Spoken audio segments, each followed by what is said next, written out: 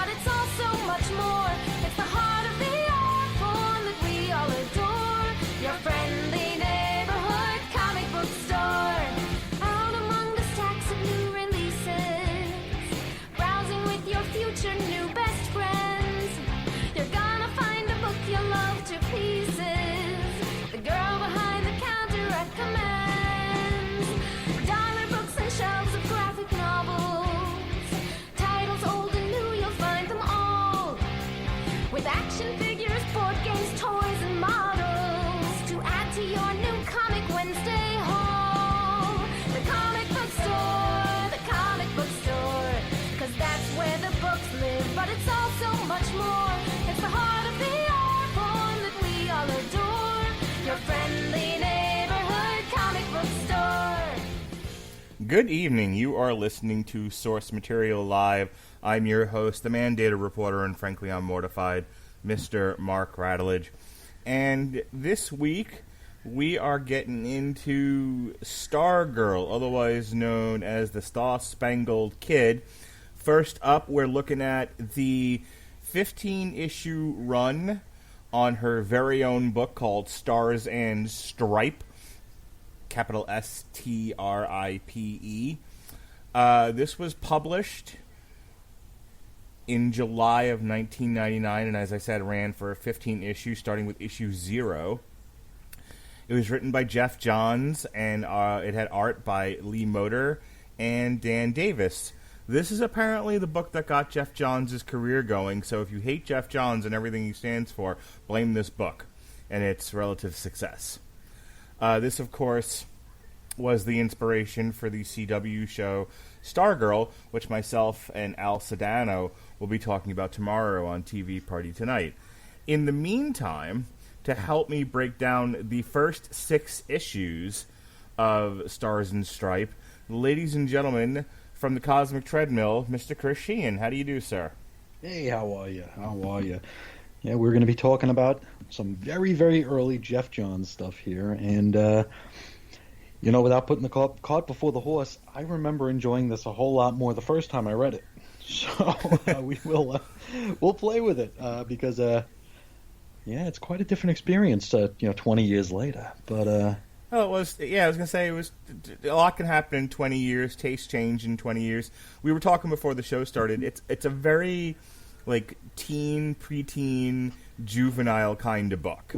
I think this would appeal to young comic readers. I don't know how well it appeals. I don't know how much it appeals to middle-aged men. Yeah.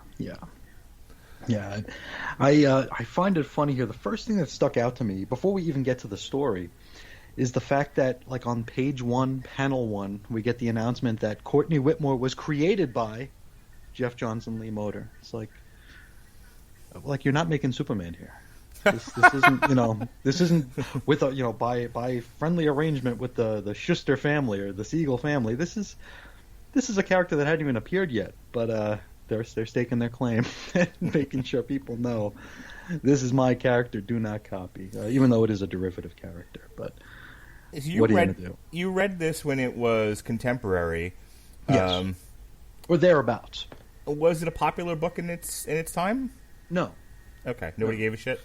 No, it was just, this came from a time where the late 90s and into the turn of the century, DC was just this hotbed of creativity and unique and novel and, with hindsight, sort of obscure books.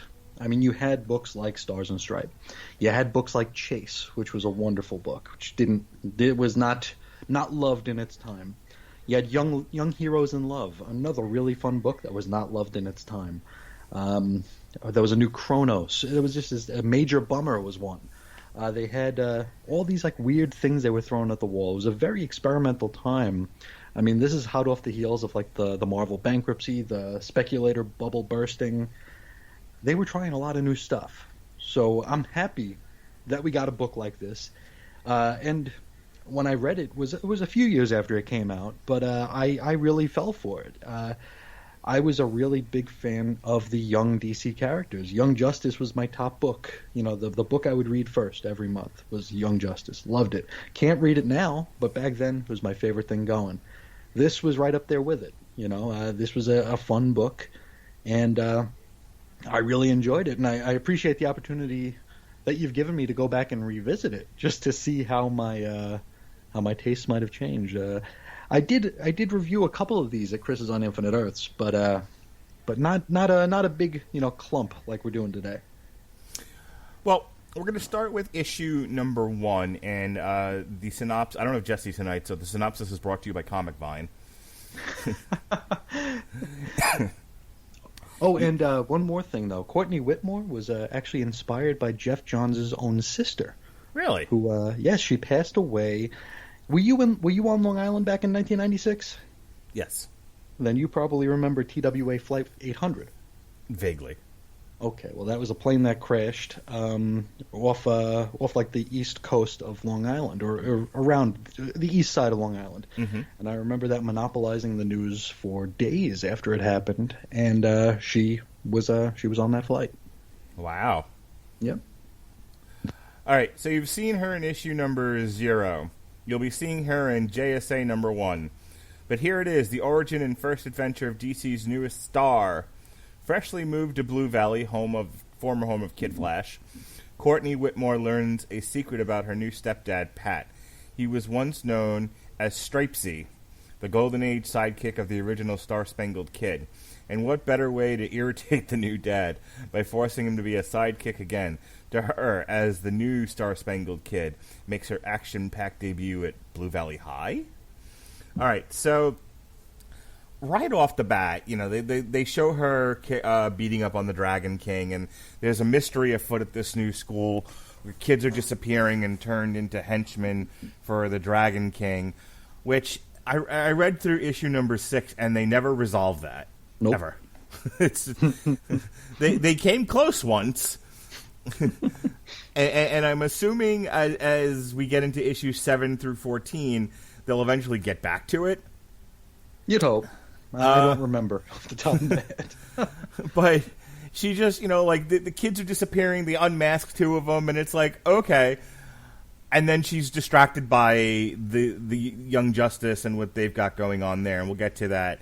We'll get to those issues momentarily. But so this first issue, and I don't want to talk too much about the television show because A, you haven't seen it, and B, we'll talk about it tomorrow, but she's not nearly as contentious and bitchy to Pat in the television show. I mean, there's some definite "you're not my dad" stuff going on. Sure. But here, and I'll get your opinion on this, yeah. She is freaking rough with him, man. Oh, she is awful. And it's funny you mentioned that. I was hoping you'd say something like that to give me an opening here. The first time I encountered this character was in JSA.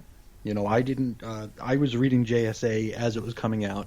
Then I found out about this book, and I went back and I pulled it. In JSA, she was like the consummate girl next door. She was and Geoff Johns was co-writer of that. So she was like this very wholesome sort of character, and was sort of the conscience of the JSA. And then to come back and read this and see just what a horrible, snotty, bratty kid she is, it's a little off-putting if you're coming into it backwards. So I don't know when it gets resolved. I don't remember when it gets resolved. So maybe I'm guessing this must have happened before JSA, but it was very, very off-putting to come back and see her be quite this contentious and downright mean to Pat, who really doesn't mean her any harm. Yeah, she spends a lot of the first issue getting in trouble at school, and of course the principal there is something. I think he's either an alien or working with the Dragon King, yeah. Something like that. But he's evil. But she she saves a girl from a bully, and she puts her foot in his face. But she's immediately getting in trouble, and then she's she doesn't care that she's in trouble. No. And her mom is trying to reel her in, Pat's trying to reel her in, and she's like, no, like in no way humble. Like, I understand she's supposed to be like a 15-year-old girl, and she just moved from, I guess, 90210. yeah, it was Beverly Hills to Nebraska, and look, I understand, kids are hormonal, kids can be angry, they, and everything, but you have to get people to want to read this book, and I don't. Yeah. And this first issue, where she's just horrible to Pat, horrible to her mother, and not a particularly nice kid, or somebody I want to cheer for, it's a hard read in the beginning. Yeah, she's she's churlish, She's it's hard to root for her. It comes across as it's been written by someone who's never met a teenage girl before, because she's that hardcore. Yeah. She doesn't show any sort of regret, any sort of conscience. It's just, I'm an asshole. Look at me be an asshole. Right. It's as if the impression is, well, all kids are terrible. Yeah. It's like, okay, but she's still got to be a I get, if you think about the origin of Spider-Man, he starts off as an asshole too, but sure. Very quickly he's made to pretty quick. Yeah, he's made to realize, I have to be better than this. I have a responsibility to the people around me to use my powers for good. And after that, he's just wisecracky. He's not a bad kid.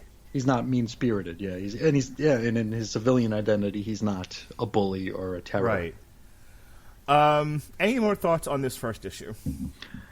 What was that episode of Seinfeld? I think it might have been the Festivus episode, where Jerry was dating that woman who they called a Two-Face, because in certain scenes she would look lovely, and then in certain lights she would look like a ghoul. Yeah, that's this art. She looks like a witch in some of the. She looks like a witch in some of these drawings. Like she's supposed to be a hotsy-totsy, little attractive thing, and in some of these pictures, the way they drew her, she looks god awful. She looks like a 45-year-old chain-smoking divorcee. Like all the women in this, all the girls in this book look like. It looks like season 8 of Desperate Housewives. Just like rubbery faces, stretched to oblivion, and just permanent scowls. Art goes from being like really good to look at to just like, whoa. Yeah, it's an interesting choice for art. Yeah, big time. to say the least. All right, next issue. Again, brought to you by, and I love the villain in this, Paintball. Paintball strikes. Stripe can only save the new Star-Spangled Kid from the ultimate terror if he can get his suit to stop conking out while he's flying 300 feet in the air. And what is Courtney's ultimate terror? Why, detention, of course. Also, the new villain called Paintball explodes all over Blue Valley High. So this whole high school is infested by teachers working for Dragon King or aliens or something. So this is kind of a fun issue. Her and her friend Mary get detention, and the art teacher that gave him detention is also a supervillain. Yes. And he steals your color. And it's one of those where this only works in comic books. This would never work in any other medium because this is so over the top silly. Yeah. But it's the kind of silly that I found entertaining. I found Paintball more entertaining than I found Stargirl. Oh, 100%. Yeah, 100%. It's just a unique sort of a look. I thought the power set was really neat. The look was super cool. Very psychedelic, swirly colors inside him. There, it's basically a human-shaped character with swirling colors. It's very, very cool. You could see that aspect of it working really well in live action. Just that aspect of it. But he is much more entertaining than Stargirl or Star-Spangled Kid is in this. In the description they talked about the suit, and so Pat built this robot for him to control, and he uses it to keep Courtney from getting too hurt. In the show, they made it a point to say that she had done martial arts and she was a gymnast, and there was a base power set of fighter qualities that she had that was then amplified by having the Starman's wand. Mm-hmm. And here, they don't really get into any of that. She suddenly just becomes more powerful because she has this belt on, which I didn't love. Yeah, the cosmic. What did they call it? Was it a cosmic belt? Something like that. Yeah, something like that. Let me see if I can find it here. Cosmic Converter Belt. There we go. Which they don't really explain what it does, and I think that's part of the mystery, because at some point they were like, they talk about it doesn't work for her the way that it worked for the Star-Spangled Kid, the original Star-Spangled Kid, and that it was going to take, like the Cosmic Converter is almost a sentient thing, and it has to get used to her. Yeah. And it doesn't always work when it's supposed to, and it's one of those things that I guess over the 14 issues develops over time. But early on, she doesn't have a tremendous amount of control over this. But like as I was saying, I don't love the fact that in the writing, they spend so much time with her just being a bitch that they don't really explain. She put on the costume as, to annoy Pat, and she took she didn't know what the belt was going to do when she took it. This was all just to jab at Pat. And then suddenly she's like, I'm a superhero. Like there's no real motivation. It's just like, I like danger and I like annoying Pat, and that's all there is to it. Yeah, which is it not great writing. Yeah. Now that does come out of nowhere. The whole her just deciding that she'll be a superhero does it feels very, very forced and very, very out of nowhere, for sure. Anything else about issue 2? Not really. I mean, like you said, this is there isn't a whole lot of meat on this bone, unfortunately. Mm-hmm. I feel like a lot of people are going to start maybe not a lot of people. A couple of people might discover this book after watching whatever the hell's on the CW, but I don't know if they'll get what they're looking for, because this is there ain't a whole lot of meat to it. Nope. Issue number 3. What sucks more than high school in Blue Valley? The human mosquito called Skeeter. When one of Dr. Graff's experiments goes astray, it's up to the new Star-Spangled Kid and S.T.R.I.P.E. to stop the overgrown pest from putting the bite on Blue Valley's blood supply. Plus a brief appearance by the mortal counterparts of the Marvel family in a prelude to this summer's explosive crossover event. Okay. Which sucked. What was it? The crossover event? Day of Judgment. Geoff Johns' first ever event. Okay. What was so bad about it? It was boring to me. It was a lot about the mystical characters of the DC universe, and it ends, spoiler alert, with Hal Jordan becoming the Spectre. And Hal Jordan had been dead. They go to whatever realm of the afterlife Hal Jordan's kicking around in, and he becomes the Spectre. Oh, interesting. Not really. So that's where that happened, huh? Yeah, that's where that happened. So, did it seem like Shazam and the two other Marvel siblings were seriously underpowered in this issue?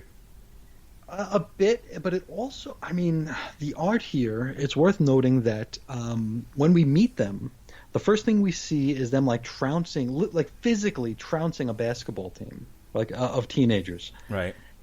And they didn't make it very clear in the art that it was a dream sequence. Right. He's one of the Marvel siblings is saying that's what we should do. Yeah, it's like, what in the heck? Nobody's responsible for their powers at all. Yeah, it's bad. but yeah, the Marvel family being in there, what are you gonna do? we do get Captain Marvel Jr. in his late '90s late '90s code name of CM3. Oh, is that what that was? Yeah, because they played with the joke throughout the issue, because Captain Marvel turns into Captain Marvel by saying Shazam. Same with Mary Marvel, she says Shazam, but Captain Marvel Jr. says Captain Marvel to turn into Captain Marvel Jr. So the whole gag is he can't even say his own name without transforming back into Freddie Freeman.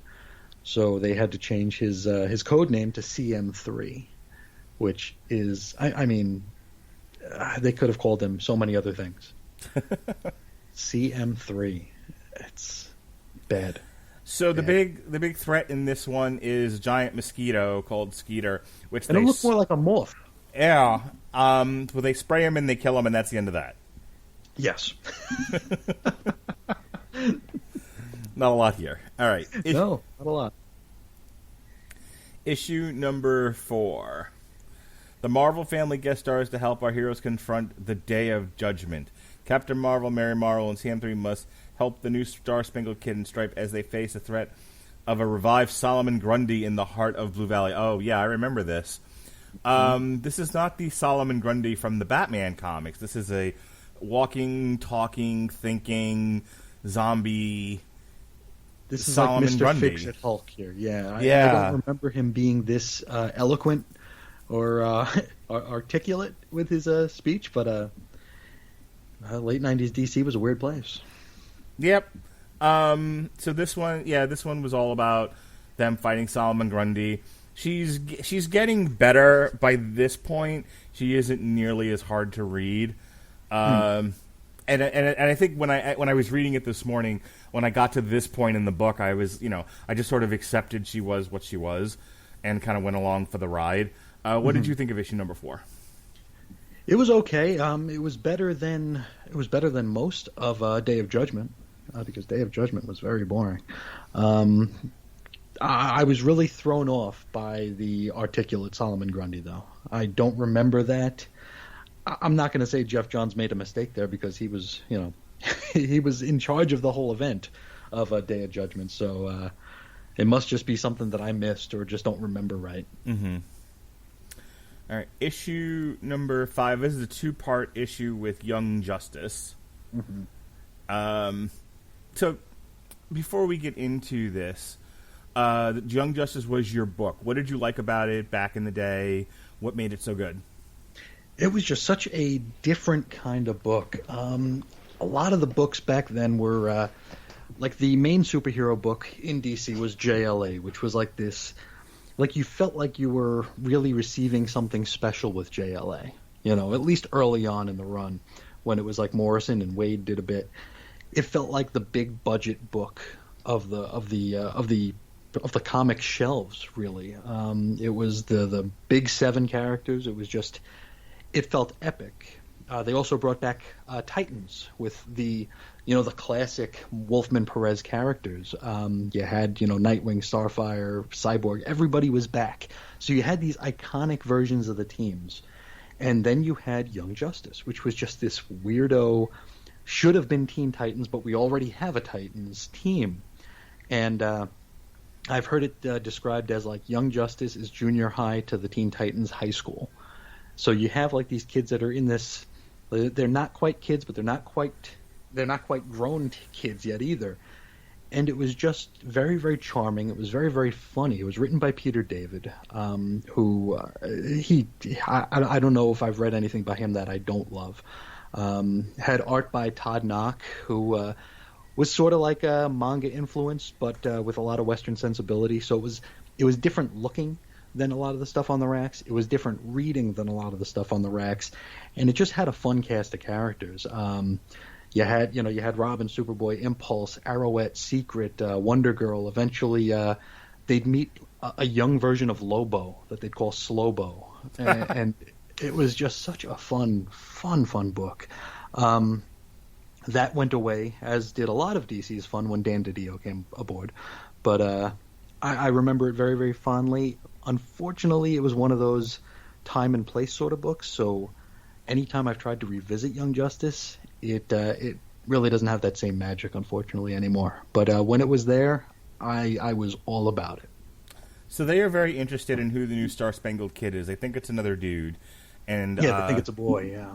And so they come to Blue Valley to investigate. Now, which iteration of Robin is this? This is Tim Drake. This is Tim Drake, okay. Mm-hmm. They come to Blue Valley to investigate and see who the new Star-Spangled Kid is. That's the boys on the team. The girls go into the swamp yeah. to investigate what's going on there. And as it turns out, the school, among other things, has been infested with aliens that if they shoot you, turns you into one of them. Yes. And at one point, Stargirl gets shot with this ray, and even with her new braces on, which I thought that was cute. You know, That was, yeah. So she gets braces on in the beginning of this, and she keeps covering her mouth, and she's embarrassed and all of that. I'm like, okay, of all the things that they've written about this girl, that was very true to form. Mm-hmm. But yeah, they shoot her with the ray, and that's part one of the story, is she turns into an alien. What did you think of this first issue? I think the first issue was a lot better than the second. It was neat seeing her meet Young Justice. Earlier on in the series, we see her like on her bed with magazines, and like she has like a Robin fan magazine. She's got Young Justice fan magazines, so you know she's a fan of these characters. And then when she gets to meet them, that was kind of cool. And like Superboy being like, "You're a girl," and she's like, "Well, yeah, you noticed." I thought that was kind of cute. I dug the interaction between them. I like the fact that the boys were sent to the school and the girls were thrown in the swamp. I thought that was funny. And especially how Secret was enjoying it. Mm-hmm. Yeah, well, I laughed my ass off at the way the boys were interacting. You know, like one of them's like, "Why do I get to be the nerd?" And you know, and all this other stuff. And then you have the girls who are all, these are supposed to be big tough heroes, and they're all freaking out because there's bugs in the swamp, there's mosquitoes and stuff. Yeah, that was all funny stuff. Yeah, the second issue kind of just wraps things up really quickly. Very quickly, yeah. They essentially there's a bit where Pat, Mary, and I think Robin go to his basement and they work on the ray gun, and then they reverse everything and send the aliens off and running. Basically, that's the whole story.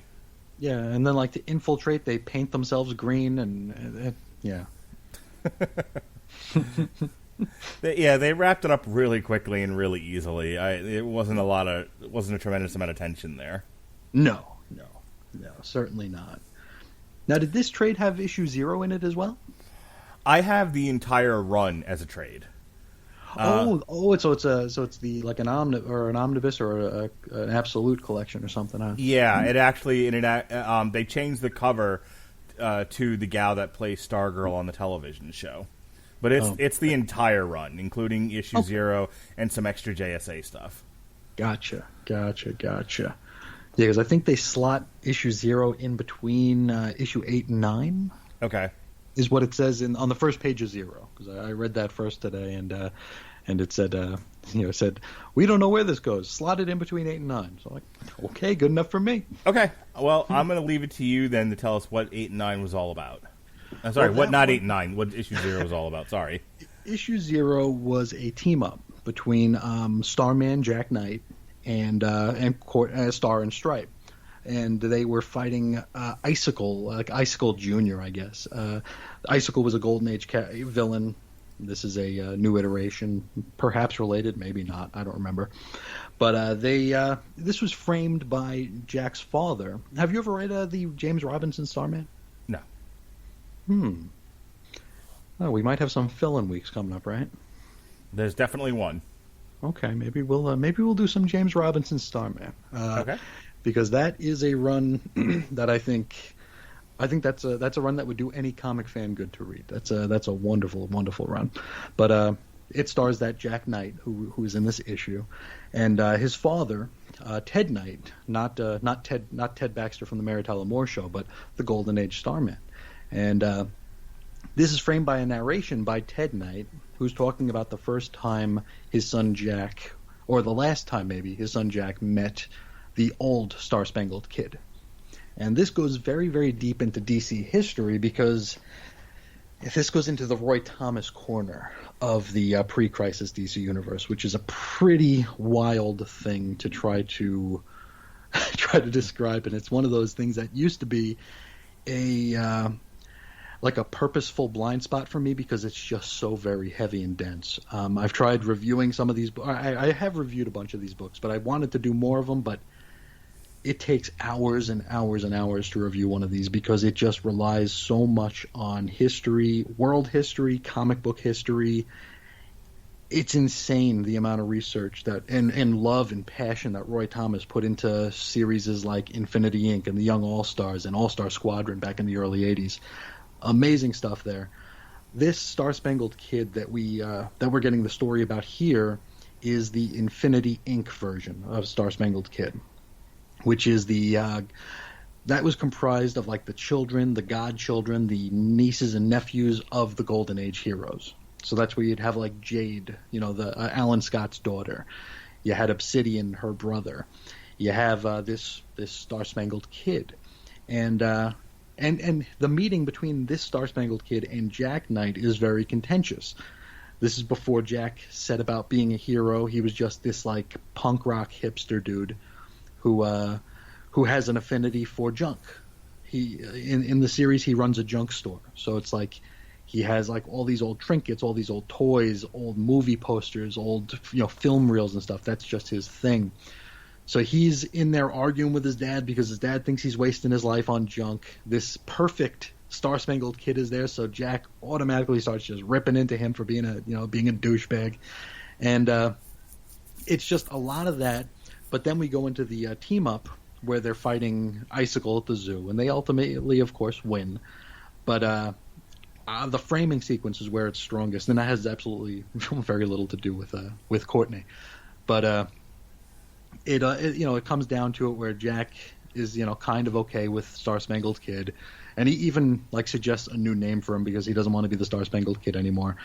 That Star Spangled Kid would go on to be killed by Solomon Grundy, because Jade in Infinity Inc. became friends with Solomon Grundy, but then we find out that it was actually the Harlequin and not Jade in a Jade disguise that did it. So it's a big, huge mess. Very, very deep stuff there.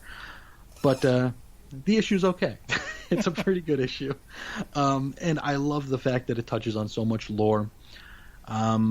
This is the sort of story that I lament the loss most when the New 52 happened, because these stories you didn't need to do, but when you did do them and they hit, they were wonderful to longtime DC fans or fans of DC history, because it recognized and respected that there was stuff that happened before. So stories like this that show that this universe is just like one big giant yarn ball where everything's kind of connected and everything reaches to something else. These are just wonderful stories to behold and to revisit. That I don't know what continuity is right now, or if there's continuity right now. So, for all I know, this thing's been removed 5 times over at this point. But it was fun to read, especially knowing the little that I do about the Roy Thomas corner of the post-crisis DC universe. It was fun to see it. I can't tell you how many times I've heard from various comic people how the New 52 was just the most upsetting thing ever. Dude, yeah. I was actually just I was responding to some listener mail on X-Lapsed, where we were talking about loss of continuity, loss of history, and the different generations of fandom. And I remember on it was Memorial Day 2011.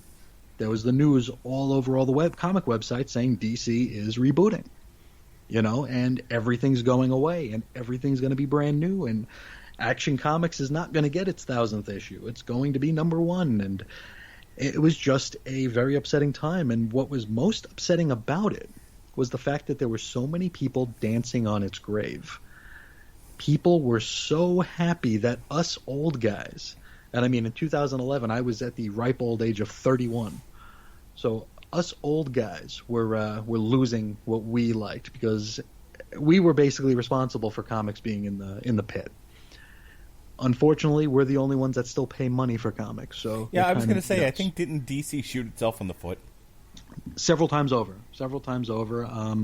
With the New 52, they flushed 70 plus years of continuity, legacy, and love down the toilet to beat Marvel in the sales charts for like 2 months.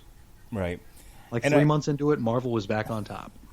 Well, I think both DC and Marvel at separate times made it a point to try to attract a new audience to comic books at the...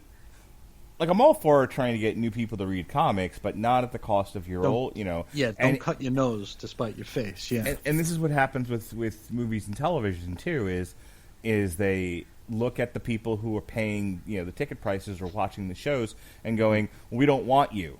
We want this other... have you. Yeah. Yeah, we want this other group. And they really take the core audience for granted, and then when nobody shows up and they wonder why their movies or television shows fail, they're like, what are, you know, the new people never came and the old people tuned out. And that's true. That's the pattern. Yeah, and it reminds me of another thing that Reggie and I did a show, a Comics Talk episode, where I took an interview by your friend and mine, Jim Cornette. He was describing the 4 types of fandom. He was talking about the 4 types of fans in wrestling. And he said, Group 1 are the wrestling fans. You'll always have them. He said, don't shit on them, but you'll always have them. You have Group 2. They'll be there when the wrestling is good. So if they hear that there's buzz on something, they will come. You can't count on them, but if you make a good product and you keep making a good product, you'll get them. Group 3 comes for the big events, so they'll only be there for WrestleMania, or they'll only be there if Steve Austin shows up. If we look at it at comics, okay, well, these people will only come if it's a new number 1. These people will only come if it's a civil war, a crisis of some sort, a big event. So you have 1. When you're good, you get 2. When you're lucky, you get 3. Group 4 doesn't give a shit, and you're never gonna get them, so stop trying. Comics want Group 4. Group 4 is reading Harry Potter and the Twilight books. They do not give a rat's ass about if Superman's married or not, if he's wearing his underwear on the outside, if Wolverine is an old man or a young, little girl. They don't give a shit. Right. Don't try to get them. They're not coming. Group 1 you got. Group 2 you get when you're good. Group 3 you get when you're lucky. Group 4 ain't coming. And New 52, looking for Group 4. Marvel Now, looking for Group 4. Ain't coming. So very, very fool-headed. But, of course, these things are dictated by people counting beans. So sure. But they're also looking for, like, prestige. This is why Ms. Marvel, the trade for that was like on the top of everyone, you know, every critic's reading list for a while. Like if you there was a period where I was really trying to get my daughter into reading comics, and she does read graphic novels, but she's not reading the superhero type. She's reading other stuff. Sure. So half a score there. But I can't really keep her invested in the superhero stuff. Like she tried reading Squirrel Girl, and she's like, I don't enjoy this. I'm like, all right, I give up. But, like, I kept looking, you know, because she's got this, like, feminist streak to her. I was going on all these different websites looking at lists of, you know, like, top feminist comic books. And it was shit I'd never heard of, and Ms. Marvel. You have Mockingbird, you have Ms. Marvel, you have the Winsome Wasp, or whatever the frig it was. Mm-hmm. I mean, the classics are classics for a reason. Right. I think you can give most kids who have a predilection towards comics, you can give them the first 20 issues of Fantastic Four and they'll enjoy it. You can give them Giant Size X-Men #1 and they'll enjoy it. You can give them Amazing Fantasy 15 and they'll probably enjoy it. It's when you try to make it something that, you know, just like, you know, the what's it, Squirrel Girl and stuff. Mm-hmm. I mean, those are just they're very agenda laden, and you know, the only person I know who was a huge fan of Squirrel Girl is middle-aged man. And Reggie liked it too. But I don't know what the well, I know why they're doing it, but I don't know the wisdom of doing that. I figure, you know, if you do want to put a message in a book, and I have no problem if you want to do that. It's your book, it's your pen. Do whatever you want to do. Give me a good story first, you know? Maybe give me a story that I want to read, and then maybe inch in some, you know, some of your point of view. If you give me something I'm enjoying, I'll take what I want and leave what I don't. But if you're giving me shit, I'm just leaving. Yeah, if your agenda is first and not the story, it ends up being a bad show or a bad comic. Yep. When the story is solid and there happens to be an agenda behind it, I'm not nearly as offended. Exactly. And I'm okay. I'm actually, most of the time, I'm okay with it. I'm okay with people, you know, with getting an agenda out there, as people well know. But, you got to have a good story. So that has to be meat on the bone. Yeah. Yep. All right. Well, that wraps up our discussion of the first 7 issues if you count issue 0 of Stars and Stripe. Maybe if there's a second season of Stargirl, which I think it actually got greenlit for a second season, we'll revisit this and we'll do the last 6 or 7 issues, cool, of this and wrap up the run. So we'll wait till then. Works for me. All right, what do you got going on in your neck of the woods, sir? Oh boy, what do we got going on?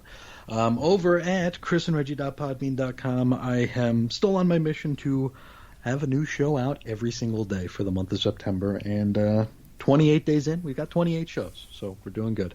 Right now, the almost daily show is X-Lapsed, where I'm reading a different X-Men book every day, working my way through the early parts of the Jonathan Hickman Hox Pox Docs era, House of X, Powers of X, and Dawn of X.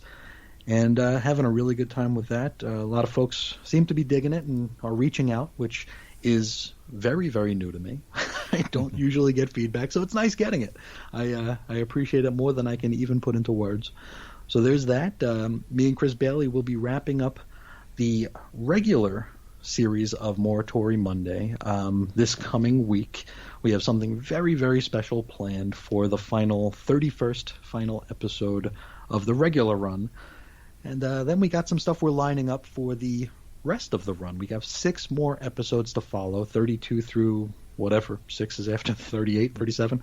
So we have some stuff that we're lining up for that, some very special guests we're trying to get on the show and get a lot of questions answered about Strikeforce Morituri, the greatest book you've never read is what they say, and what I say about it is it's the book that the internet loves to discover, but it never bothers to read because people like to share it a lot and say what a great book it is, but when you ask them what they like about it, they don't have much to say. So, Morituri Mondays, X-Lapsed. The final episode of the Cosmic Treadmill, I'm still working on it. I'm still getting audio clips from listeners of the show who wanted to take part. So I'm still piecing that together, but that will be out sooner than later. And the next episode of From Claremont to Claremont is about 2/3 of the way done, and it's just shy of 10 hours. So it's going to be a long show, but it is coming. I'm working on it just about every day. So that's that. You can find me on Twitter at Ace Comics, and all my stuff is at chrisisoninfiniteearths.com. Well, Chris is going to be a regular on here on Source Material, but as I say that, he gets next week off because I'll have Alexis Haina on to discuss the true Amazon Wonder Woman, the true Amazon, and then the following week, Chris and Alexis, it's going to be a Wonder Twins team up, man. We're going to discuss the first 4 issues of the Lucifer run. It was collected in the trade Lucifer Volume 1, Devil in the Gateway, or if you have Lucifer Book 1, again, it's just the first 4 issues, that story. And then on October 19th, Chris and I are going to look at both the 2018 and the 2019 Betty Page Halloween specials. That'll be fun. I think so. That'll be right up there with... the hell was it, Warrior Nun? Yes. Battle Nun? I'll make sure I record your audio this time. Yes, I want all the nipple references to be in there. Yes, the extra nipple references. And then we will wrap up October with the Death of Hawkman. So that's what we got going on. Even though he was sick. That's what we got going on Source Material. Tomorrow, El Sedano from the Warlock and Thanos podcast will be on to talk about the television series Stargirl Season 1. And then on Wednesday, it was Tuesday, but it's now Wednesday because I am a glutton for punishment. We're going to review Clash of the Champions, Oos. Oos. Recognize me. Oh, Big Chief. Smiling. I'm the head of the table. I put food on the table. Feed the family. That's right. Good grief. Anyway, myself and the Podsman will do an afternoon show and we'll review Clash of the Champions. And then at night, myself and Jesse will talk about not EPMD, that's a rap group, but the metal band fronted by Overkill singer BPMD, American Made. It's their album full of covers. So Wang Tang, Booty Tang, whatever it's called. And and many others. We're an American band. It's a great album. We get a lot of fun covers to talk about, so we'll do that on the Metal Hammer of Doom. And then October 1st, we're finally getting to it. It ended over the summer. Agents of S.H.I.E.L.D. Season 7. We'll do a brief recap of... Still going on? It ended. We'll do a brief recap. 5 years ago, right? No, this past month or so. No shit. Wow. Okay. So we'll talk about the first 6 seasons briefly, and then we'll get into a full review of Season 7. You can check out last week's shows in the archives. Jesse was on Source Material Live. We talked about Punisher, The Platoon. Myself and Robert Winfrey talked about everything, and then we eventually got to The Kingdom. We talked about all 3 seasons of that. And I was a naughty boy. I was naughty, and I got into a controversial thing. You can't even find it on the WTM website. It's so naughty. You can find it in the archives of the podcast, and you can find it on YouTube. But it's not even on the WTM blog page. I reviewed with Jesse, who didn't see the movie but had questions that needed answers. Mignons, otherwise known as cuties. I've made many, many men uncomfortable with this. Many, many people. Because I am a controversial figure. So if you want to know that's about those little oranges that are easy to peel, right? Yes, it was about fruit. I love it. Yeah. All the fruit. I'm not uncomfortable anymore. Okay. So if you want to hear me half-heartedly defend this movie and Jesse yell at me for 2 hours, then you've come to the right place. Check out our TV party for Mignons, a.k.a. Cuties. All right, folks, that wraps up this edition of Source Material Live. I want to thank Chris Sheehan for being on tonight. Until then, be well, be safe, and behave. See ya.